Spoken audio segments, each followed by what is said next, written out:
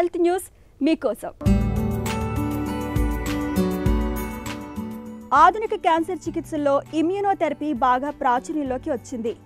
ఊపిరితిత్తులు, కిడ్నీ, మూత్రాశయం వంటి పలు అవయవాల క్యాన్సర్ల చికిత్సలో ఇది ఎంతగానో తోడ్పడుతుంది.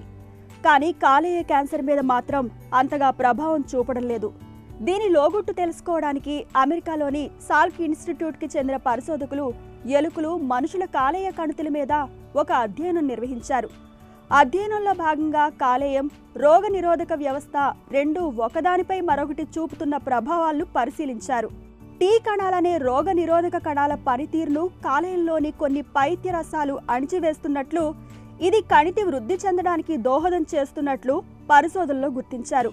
కాలేయ కణితి వాతావరణంలో ప్రత్యేక గుణాలను తెలుసుకోవడానికి పరిశోధకులు ముందుగా బయాప్సీ నమూనాల ఆధారంగా ఏ పైత్యరసాలు వాటిలో ఉన్నాయో వర్గీకరించారు.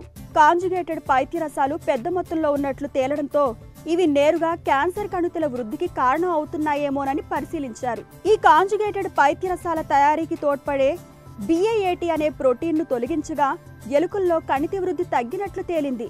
కాలేయ క్యాన్సర్తో బాధపడే మనుషుల్లో ఈ ప్రోటీన్ను నియంత్రించడం ద్వారా ఇమ్యూనోథెరపీ సమర్థంగా పనిచేసేలా చేయొచ్చుననే అభిప్రాయానికి పరిశోధకులు వచ్చారు.